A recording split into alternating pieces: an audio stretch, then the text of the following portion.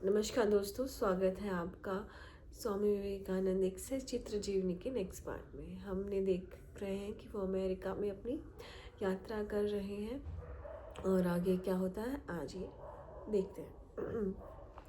स्वामी प्राय हेल परिवार के साथ रहा करते थे। वे श्री हेल को पिता पॉप तथा श्रीमती हेल को माता चर्च कहा करते थे। श्रीमती हेल की पुत्रियां मेरी और हैरियट तथा उनकी भतीजियां इसाबेल और हैरियट मैकिडेले उनकी बहनें थीं। मैं तुम चारों बहनों का चिरकृतज्ञ हूँ। इस देश में मुझे तो कुछ मिला वह सब तुम लोगों के कारण ही है। तुम लोग सदा धन्य और प्रसन्न रहो, मतलब उन्हें आशीर्वाद दे रहे हैं। मैं जहाँ कहीं भी रहूं, तुम लोगों का स्मरण मुझे सदैव अत्यंत कृतज्ञता तथा हार्दिक प्रेम के साथ होता रहेगा। तो अब देखिए हेल जी और उनकी चारों बहनें की फोटो मैं आपको दिखाती हूँ। ये देखिए, आगे देखते हैं। जब तक धर्म सभा का सत्र चलता रहा, तब तक संयोजकों ने स्वामी जी को श्री तथा श्रीमती जॉर्ज बी लिया के घर पर रखा। वे वहां अर्धरात्रि के बाद पहुंचे। श्रीमती लिया ने उनका हार्दिक स्वागत किया। उन्हें इस बात की शंका अवश्य थी कि उनके अन्य अतिथि, विशेषकर दक्षिणी प्रांतों से आए लोगों की स्वामी जी के प्रति क्या प्रतिक्रिया होगी, क्योंकि वे लोग अश्वेत व्यक्तियों को पसंद नहीं करते। मतलब इंडियंस लोगों को कम पसंद किया जाता है वहाँ पे। दूसरे दिन सुबह नाश्ते के आधे घंटे पूर्व श्री लिया पुस्तकालय में समाचार पत्र पढ़ने गए। वहाँ उन्होंने स्वामी जी को देखा। नाश्ते के पूर्व वे भीतर गए और श्रीमती लिया से कहा, एमिली, यदि अन्य सभी अतिथि चले भी जाएं तो मुझे उनकी परवाह नहीं। ये भारतीय अतिथि आज तक के हमारे सभी अतिथियों से सर्वाधिक तेजस्वी और मनमोहक है। वे जितने दिन चाहे यहाँ रहेगा। मतलब इतने प्रसन्न हो गए थे उनकी बातों से, उनके चरित्र से, उनके स्वभाव से, उनके आदर सम्मान से कि भाई स्वामी विवेकानंद जी जितने दिन यहाँ रहना चाहे वो रह सकते हैं।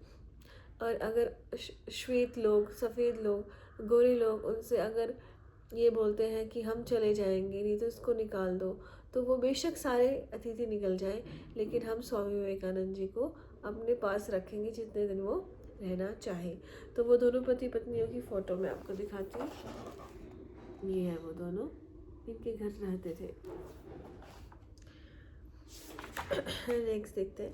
स्वामी विवेकानंद का विशेष गमन उनके गुरु की यह उक्ति कि इस वीर पुरुष का जन्म ही इस संसार के अपने दोनों हाथों के बीच लेकर बदल देने के लिए हुआ है। इस बात का प्रथम दृश्य प्रमाण था कि भारत जाग उठा है, केवल जीवित रहने के लिए नहीं बल्कि विश्व विजयी होने के लिए। गुरु जी ने तो पहले ही बोल दिया था कि ये कुछ बड़ा करेगा और विश्व के कल्याण के लिए कार्य करेगा। 21 सितंबर 1893 को प्रातःकाल शिकागो नगर के आर्ट इंस्टीट्यूट में धर्म महासभा का अधिवेशन प्रारंभ हुआ। उस स्मरणीय सुबह इंस्टीट्यूट के सभा भवन में सब प्रतिनिधि गण एकत्रित हुए। सुबह 10 बजे एवं समांतर घंटे न्यू लिबर्टी बेल पर, जिस पर अंकित था, मैं तुम्हें यह नव आदेश देता हूँ कि तुम परस्पर एक दूसरे के प्रति प्रेम करो। मतलब एक दूसरे से प्रेम करने के लिए कह रहे हैं। और अगर ये बात सब मान लें कि सब एक दूसरे से प्रेम करने लग जाए, तो इस दुनिया की सारी समस्या ही दूर हो जाएगी। कोई किसी से नफरत ही नहीं करेगा, द्वेष ही नहीं करेगा। सोचिए कितना सुंदर होगा वो दृश्य।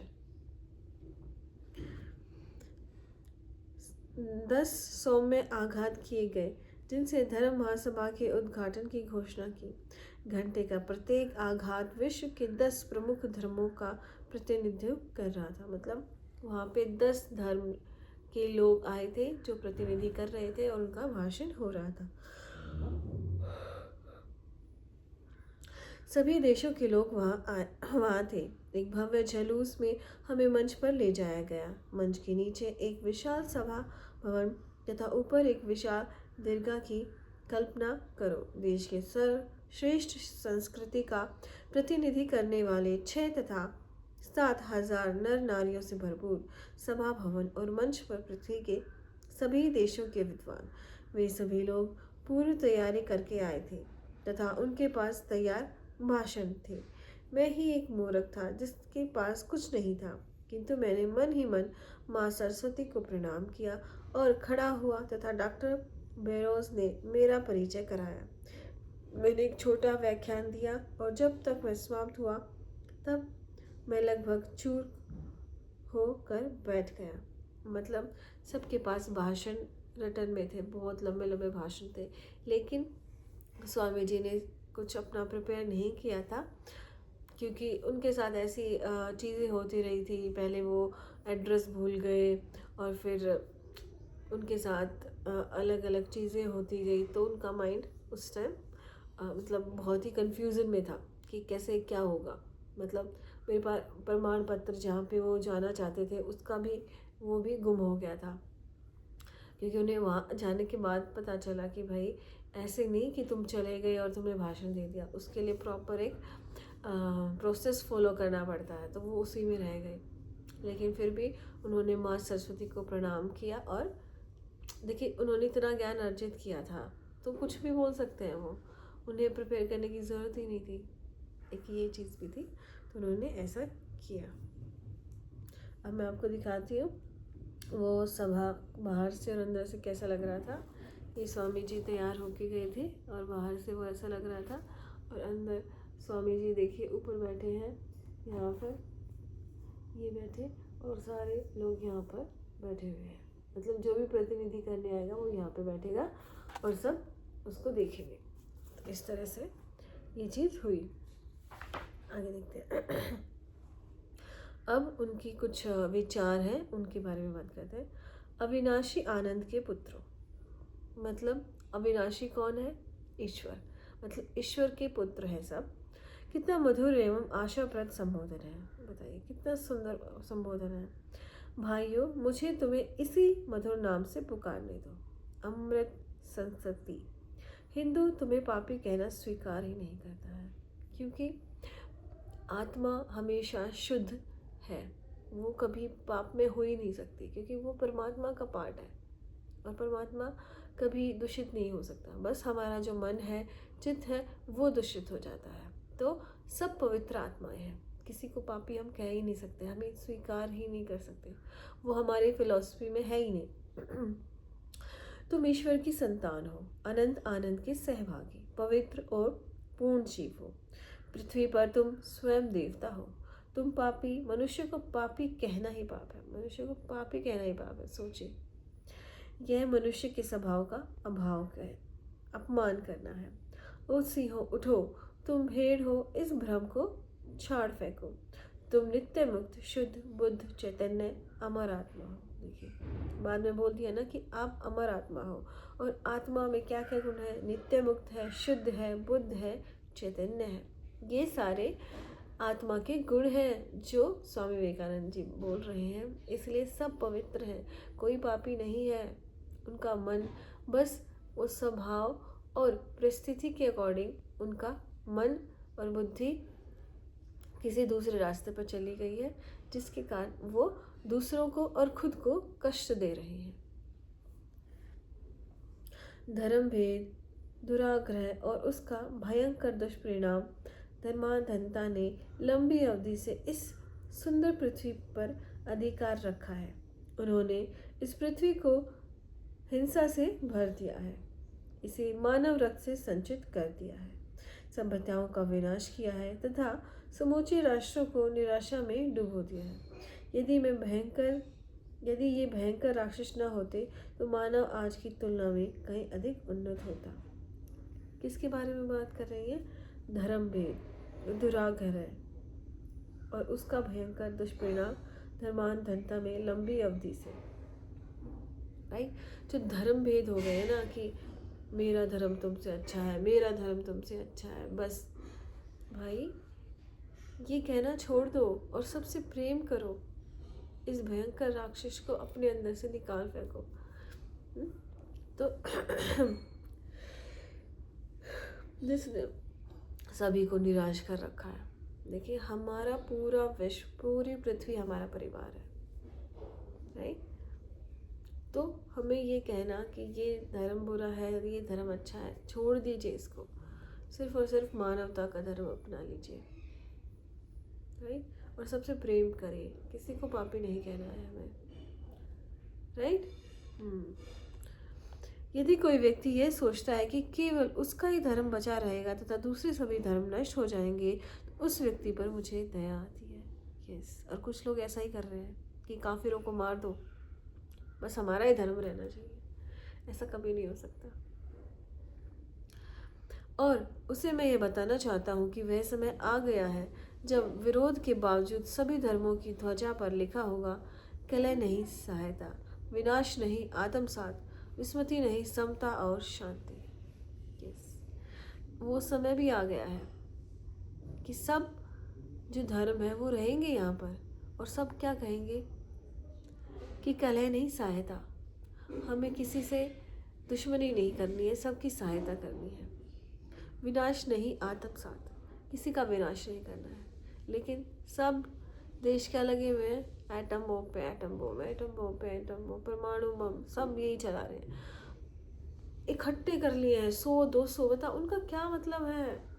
ऐसी चीजें, विनाश की चीजें बना के रख रहे हैं, बताओ। अरे ऐसी चीजें बनाओ ना जिससे सृष्टि में कुछ हो, अच्छा हो, ऐसी चीजें बनाइए। लेकिन ये सब को करना होगा तभी पॉसिबल है।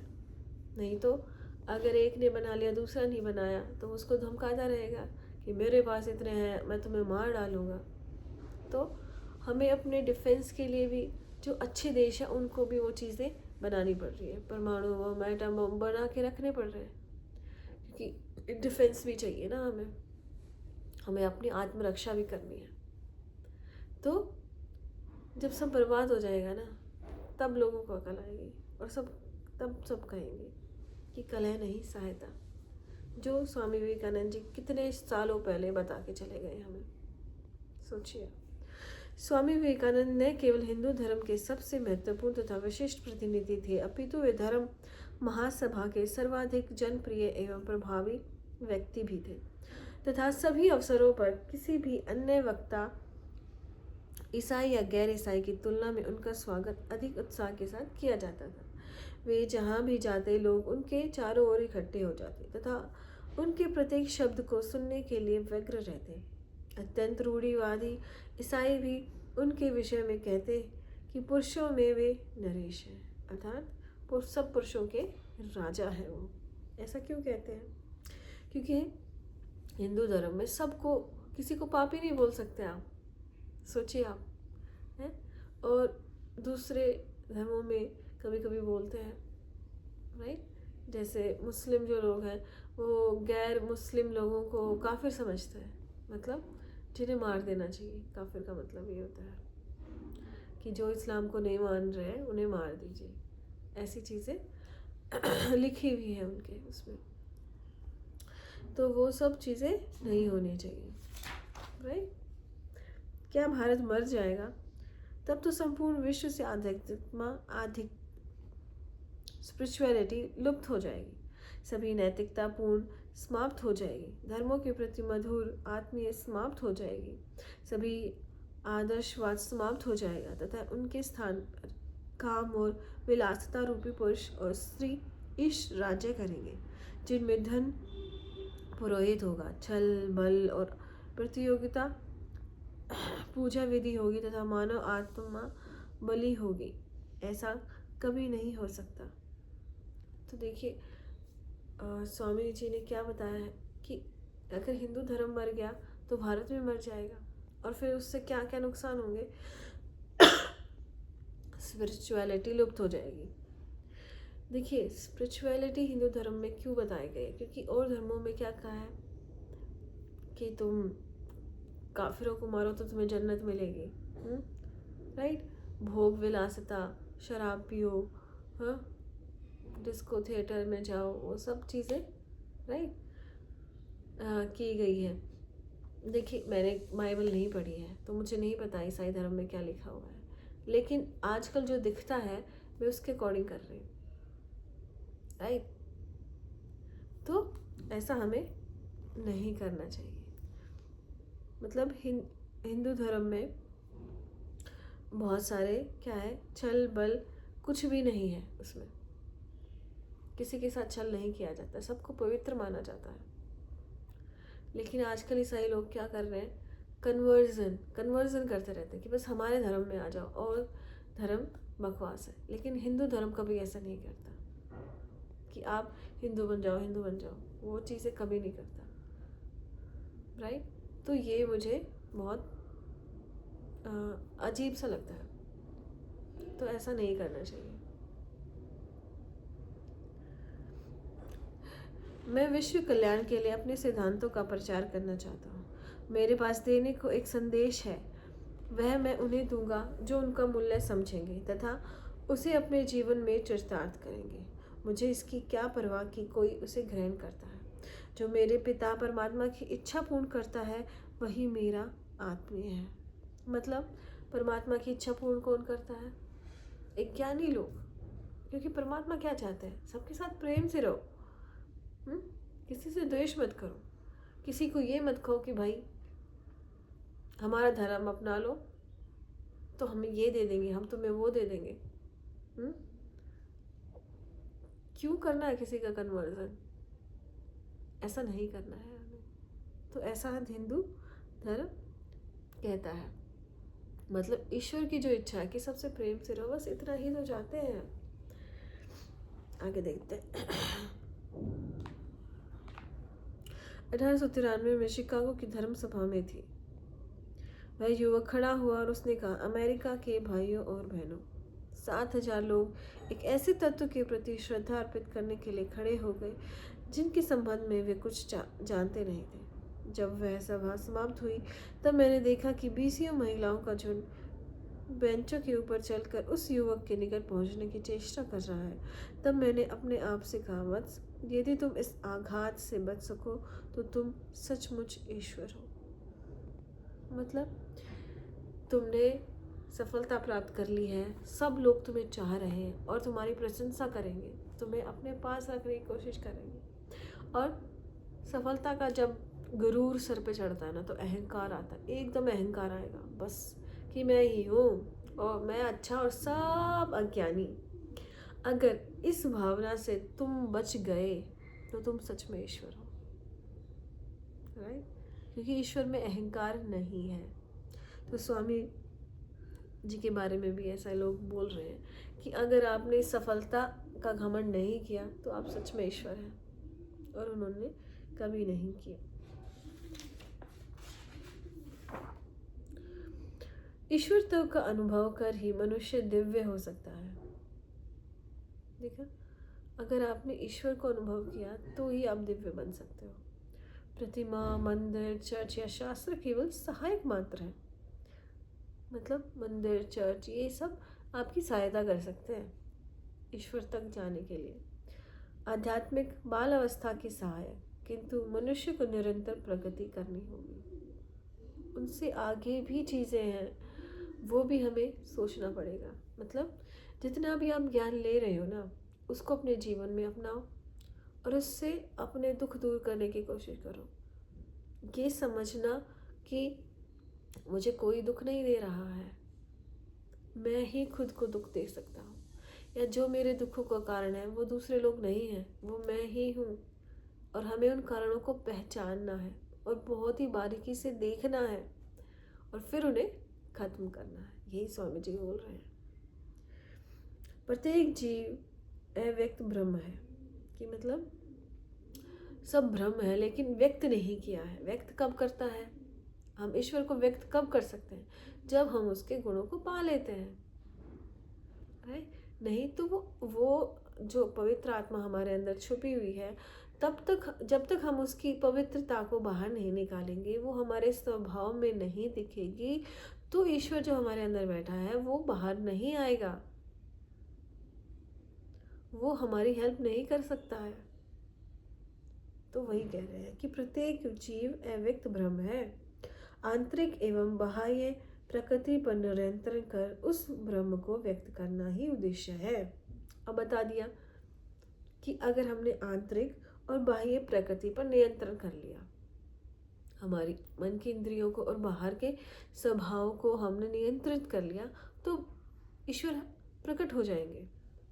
उन्हें चाहे कर्म के द्वारा करो, पूजा के द्वारा करो, मनो निग्रह द्वारा करो या ज्ञान विचार द्वारा करो, किसी एक या अन्य सभी के द्वारा करो और मुक्त हो जाओ।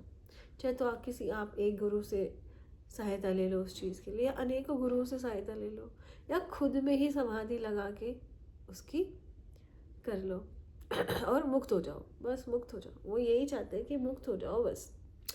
ये जो असीम हिंसा, क्रोध, द्वेष, लालच है ना, इन सब से मुक्त हो जाओ आप, मुक्ति पालो इन सब से। यही धर्म का सार है और यही धर्म का सार है कि मुक्त होना है, मुक्त होना है, मुक्त होना है। लेकिन कई धर्मों का क्या सार है? जन्नत पानी है, एक ही लाइफ है, अगला जन्म नहीं होना है, इसी में जो खाना पीना मौज करना है बस। राइट। अब देखिए, जो बाहर की चीज़ें दिख रही है ना, मैं उसी से ये लगा रही हूँ। मैंने कुरान नहीं पढ़ी है, मैंने बाइबल नहीं पढ़ी है। राइट। क्या बताऊँ उनकी कुरान और बाइबल में अच्छी बातें भी लिखी हो। राइट। तो जो बाहर का दिख रहा है, मैं सिर्फ उसके बेसिस पे कह रही हूँ। तो आप मेरी सारी बातों पे अगर ध्यान दे रहे हैं तो बस मैं बाहर की ही चीज़ों पे जो दिख रहा है उसके अकॉर्डिंग मैं आपको बता रही हूँ। राइट। क्योंकि अभी मैंने एक मूवी देखी थी हक, उसमें शाही बानो ने कुरान के बारे में बहुत कुछ अच्छी चीज़ें भी बताई थी। तो मुझे लगा कि भाई ये जो बाहर के लोग हैं ना, इन्होंने ही गलत चीज़ें फैला रखी हैं। लेकिन मैंने और लोगों से भी सुना है कि कुरान में ये भी लिखा है कि काफिरों को मार डालो, काफिरों से बात मत करो। तो थोड़े से मिक्स चीज़ें हैं। तो हमें किसी भी धर्म की निंदा नहीं करनी है। बस हमारे धर्म में जो सिखाया है कि सबसे प्रेम करो और अपनी इंद्रियों को वश में करके मुक्त हो जाओ, सारे दुखों से मुक्त हो जाओ। बस इसी चीज़ पे हमें ध्यान देना है। राइट। यही धर्म का सार है। सिद्धांत, लोकाचार, उपासना पद्धति, पुस्तक के मंदिर तथा प्रतिमा गुण विस्तार मात्र है। कि ये जो सिद्धांत है, हम लोगों से बात करते हैं, उपासना करते हैं, पुस्तक है, मंदिर है, ये सब एक फर्स्ट स्टेप है हमारा। राइट। और उसको हमें अच्छे से पास करना है ताकि हम नेक्स्ट स्टेप पे पहुंच सकें। उस पाइन वृक्ष के नीचे जहाँ मैं प्रतिदिन सुबह एक हिंदू की भांति बैठकर उनसे चर्चा करता था, पिछली रात कैंपवासी उसी वृक्ष के नीचे सोने गए थे। मैं भी उनके साथ गया था। तारों के तले धरती माता की गोद में सोए वह रात बहुत अच्छी रही तथा मैंने उसका पूर्ण सुख लिया। मैं तुम्हारे पास उस रात की महिमा का वर्णन नहीं कर सकता। 1 वर्ष तक कठिन जीवन बिताने के पश्चात धरती पर सोना, जंगल में वृक्ष के नीचे ध्यान करना। ये देखिए स्वामी जी की कुछ तस्वीरें हैं और ये उस पाइन वृक्ष के नीचे वो खड़े हैं जिनकी बात हो रही है। स्वामी जी ने एक कक्षा में चर्चा के मध्य कहा था, एक बार एंगरसोल ने मुझे कहा कि मैं इस विश्व का अधिकतम लाभ लेने में विश्वास करता हूँ। संतरे की हर बूंद निचोड़ लेना चाहता हूँ क्योंकि इस जगत के विषय में ही हम निश्चित हैं। मैंने कहा, मैं एक जगत रूपी संतरे को निचोड़ने की तुमसे अधिक अच्छी विधि जानता हूँ और इसलिए मैं इस जगत से अधिक प्राप्त करता हूँ। मैं जानता हूँ कि मैं अमर हूँ, इसलिए मुझे जल्दी नहीं है। मैं जानता हूँ कि मुझे किसी से भय नहीं है, अतः मैं निचोड़ने का आनंद लेता हूँ। मेरा कोई कर्तव्य नहीं है, मुझे पत्नी, बच्चों और संपत्ति का बंधन नहीं है और इसलिए मैं सभी नर नारियों से प्रेम कर सकता हूँ। मेरे लिए सभी ईश्वर हैं। मनुष्य को ईश्वर के रूप में प्रेम करने के आनंद की कल्पना करो।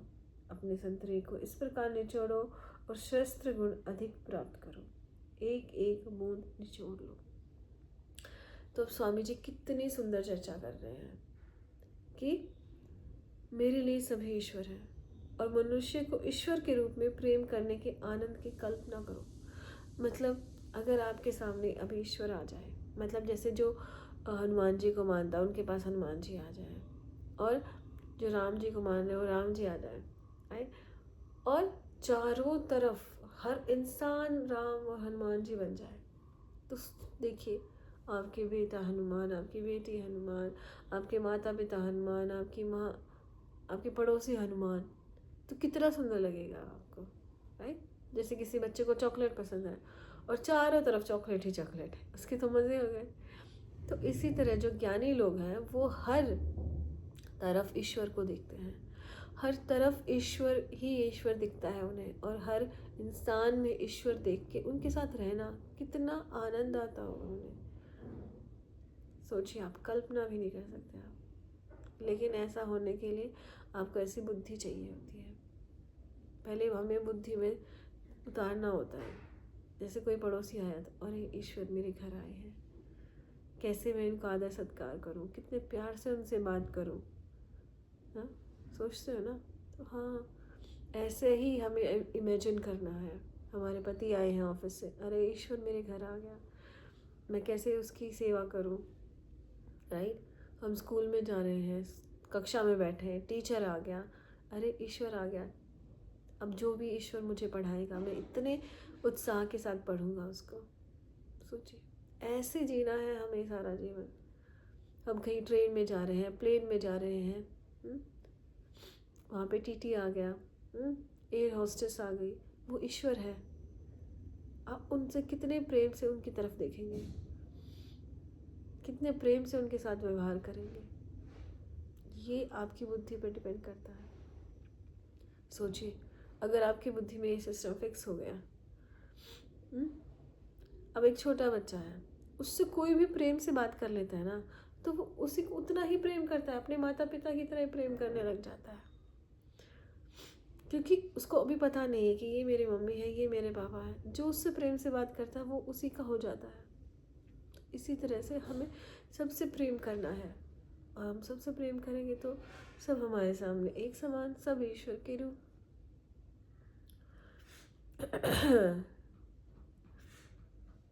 आगे देखते हैं। प्रसिद्ध ओपेरा गायिका मैडम एमा कार्ले के हृदय में स्वामी जी के लिए अत्यधिक सम्मान था। उन्होंने लिखा, मेरे लिए यह परम सौभाग्य और आनंद की बात रही है कि मैं एक ऐसे व्यक्ति को जानती हूँ जो साक्षात ईश्वर के साथ चलता था। देखिए कितनी बड़ी बात कर दी है कि स्वामी जी ऐसे व्यवहार करते थे जैसे कि एक साक्षात ईश्वर के साथ चलता था। मतलब ईश्वर के साथ चल रहे हैं, वो उनका फ्रेंड ईश्वर था। इतनी भव्यता थी उनके साथ, और क्योंकि ईश्वर का दोस्त तो सिंपल इंसान नहीं हो सकता ना, जो एक दिव्य पुरुष, एक संत, एक दार्शनिक तथा एक सच्चा मित्र था। मेरे आध्यात्मिक जीवन पर उनका प्रभाव अत्यंत गहरा रहा। मेरे धार्मिक सिद्धांतों तथा आदर्शों को विस्तृत कर तथा एकीकृत करते हुए उन्होंने मुझे सत्य के विस्तृत आयामों को समझना सिखाया तथा मेरे सामने नई दिशाओं का उद्घाटन कर दिया। मेरी आत्मा उनके प्रति सदैव कृतज्ञ रहेगी। श्रीमती मैरी सी फैके ने अपने 1000 आर्कलैंड पार्क के आनंदपूर्ण अनुभव के विषय में लिखा, हम 12 व्यक्ति थे और ऐसा लगा मानो मुक्ति पर्व की पवित्र अग्नि के ने अवतरित होकर गुरुदेव का स्पर्श किया। एक दिन अपराह में जब वे हमें त्याग की महिमा बता रहे थे तथा गैरिक वस्त्रों के आनंद तथा स्वतंत्रता का वर्णन कर रहे थे, तब अकस्मात ही हमें छोड़कर चले गए तथा थोड़ी ही देर में उन्होंने सन्यासी गीत की रचना कर ली जो कि त्याग और तपस्या का ज्वलंत स्वरूप था। मतलब अपने शिष्य को बता रहे हैं कि त्याग की कितनी बड़ी महिमा है, त्याग से आप क्या क्या सुख प्राप्त कर सकते हो, और त्याग करने से पूरे विश्व में कितनी शांति उत्पन्न हो सकती है। सोचिए आप, अगर आज सब लोग सिगरेट का त्याग कर दें तो कितने पेड़ बचेंगे, कितना पोल्यूशन बचेगा, कितने पैसे बचेंगे। राइट।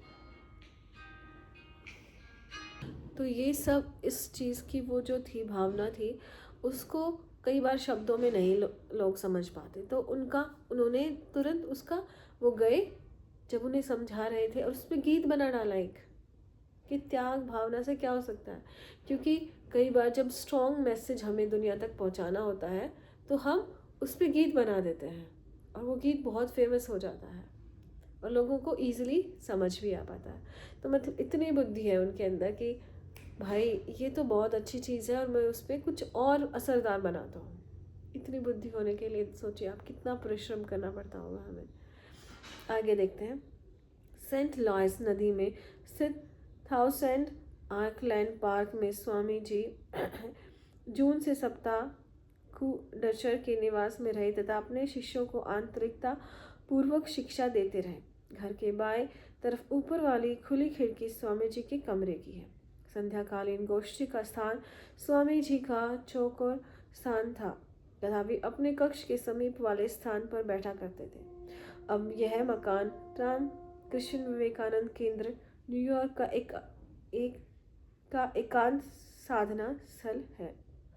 देखिए ये वाला जो घर है वो है ये। तो आज के लिए इतना ही। आशा करती हूँ आपको मेरी बातें पसंद आ रही हैं। अगर आपको लगता है कि उनमें कुछ कमी है या उनको सुधारना चाहिए तो आप मुझे कमेंट में लिखें और मेरी सारी बातों को आप अपनाएं, लेकिन अपनी बुद्धि का भी यूज़ करें, अपनी बुद्धि भी लगाएं उस पर और फिर ग्रहण करें। हमें कोई भी चीज़, हम जैसे मार्केट में जाते हैं, हम कोई भी चीज़ अरे अच्छी है एकदम तुरंत नहीं ले लेते, उसको देखते हैं, परखते हैं और फिर अपने जीवन में अपनाते हैं। तो आप भी मेरी बातों को सुने और उन्हें अपने जीवन में अपनाएं। अच्छी लगे, आपको वो सुख प्रदान कर रही हैं तो अपनाएं, वरना छोड़ दें। आप सबका बहुत बहुत धन्यवाद।